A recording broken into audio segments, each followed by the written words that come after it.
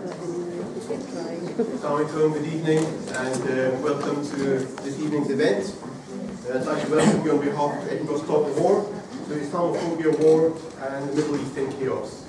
It's not the only Middle East that's in chaos, but we're in chaos as the Tory government have got a majority and they're rushing to repeal the Human Rights Act and pushing through the counter-terrorism bill. So we've got a lot to talk about. We've got a brilliant panel, but before I introduce the panel, there's apologies from Amr Anwar. He had a pressing meeting which he came at the last minute and he apologizes sincerely for not being here. Additionally, this event is being streamed live, so if anybody has any concerns about being online, then please let us know and we'll try and not have you things on. Okay, we'll start off by our first speaker, who's Safeena Rashid. She's from Muslim Women's Association of Edinburgh. She's an advocate and she works in the community with young people.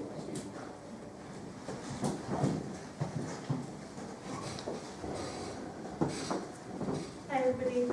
I'm just going to start off by talking about a little incident that happened to me. A few months ago I was taking my friend's son for a walk and I was pushing him in a buggy. We were walking along Drummond Road. Now, two boys were walking towards us. They were about 12 years old. One of them had what looked like a bottle of Iron Brew, half filled with water in it.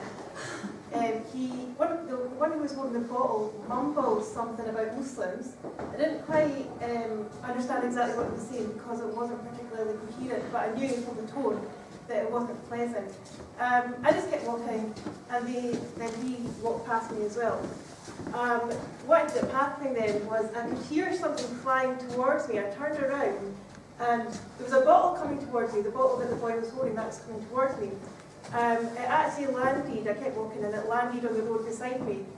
And I looked at the boys, and they looked at me, but I just continued walking because at the time I was pushing the buggy. So I just kept walking. Had I been on my own, I probably would have reacted differently. But at that moment in time, it just made me realise just how vulnerable Muslim women carrying with children can be. And the incident actually made me quite sad, but not because something had happened to me, but because it was an indication of the kind of society that we were living in. I mean, this boy was only about 12 years old, and he wasn't born with any prejudices. He was obviously being shaped by the society that he's in. And he's shaped by what his parents tell him, he's shaped by what his friends tell him, he's shaped by what his family tells him, he's shaped by what the school tells him, by what the television tells him, by what the newspapers, the Daily Mail, the Sun, by what they tell him. So incidents like this are quite rife.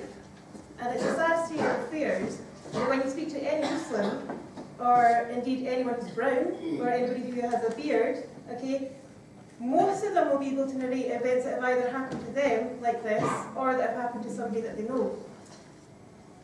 And then, what's the government's response to this? Well, I know that once it gets past the reporting stage, the government takes these incidents very seriously. And the government takes hate crimes very seriously. I mean, I've been a prosecutor, I know that the government takes these events very seriously. But it has to get past the reporting stage in the first place. But, in a sense, we're living in a bit of a paradox here, because on the one hand you've got a government saying, yes, we'll punish the perpetrators of this hate crime, we'll do what we can, we'll take it very seriously. But then on the other hand, you've got a government where the legislature is cultivating the attitude of the perpetrators. Because, I mean, how are they cultivating it? They're cultivating it through their foreign policy.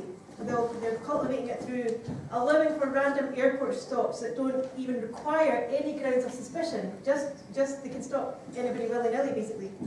Cultivating it through looking for a scapegoat for the mistakes they've made through starting illegal wars. Cultivating it through actively encouraging teachers, encouraging doctors, encouraging social workers to spy for the state, and also even encouraging the Muslim community to spy on each other. I mean, obviously, when you've got a government that's doing stuff like that, that's going to take its toll, and it rears its head through Islamophobic incidents. So then that begs the question, what do we do about it ourselves? This is where the Muslim Women's Association of Edinburgh plays a tremendous role. So this December will mark its 10-year anniversary, And since it began 10 years ago, it's gone from strength to strength. Roughly speaking, I suppose it has about 3 strands. The first one is where they engage with Muslims, old, young, and in between. The second one, they engage with people who aren't Muslim, educating them about Islam and also what Muslims do. And also they engage politically as well. So in terms of engaging with Muslims, the Muslim Women's Association of Edinburgh runs many youth groups, it runs mothers and toddlers groups. And it is very, very, very important that we engage with today's Muslim youth, because we don't want them becoming disengaged with wider society. And growing up in this country will lead to many an identity crisis for the youngsters, especially when they're being bullied into feeling the need to discuss where their loyalties lie, or when they're forced to explain themselves in relation to things that aren't their fault. I mean, I must have been in my late teens or thereabouts when I had to listen to a woman tell me about her son, how her son was in the army fighting in Iraq for people like me. And when a Muslim youth is faced with something like this, they need to be in a position and they need to be confident enough to be able to deal with it. And Muslim Women's Association is really coming leaps and bounds in dealing with youth. The second strand is engaging with non-Muslims. And this could be anything from interfaith events to hosting school visits to the mosque. And in the recent past, some of you might be familiar with this, but it made front page news, local news anyway, when a school pulled out of a visit to the mosque. And the newspaper article obviously wasn't a very flattering article. So what was the Muslim Women's Association of Edinburgh's reaction to this? What they did was they got in touch with the journalist and they invited him to the mosque. Needless to say, when dialogue took place, that resulted in an entirely different toned article being published. And then finally, political engagement. So you'll find the Muslim Women's Association of Edinburgh at the protest for Palestine. You'll find them at the demos against STL. You'll find them encouraging Muslims to vote.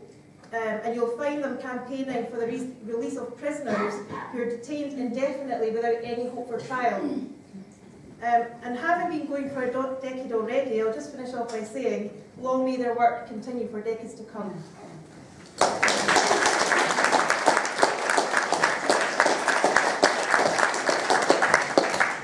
Thank you, Safeena. And as a Muslim, I identify with what she says. Identity crisis, where will loyalties lie?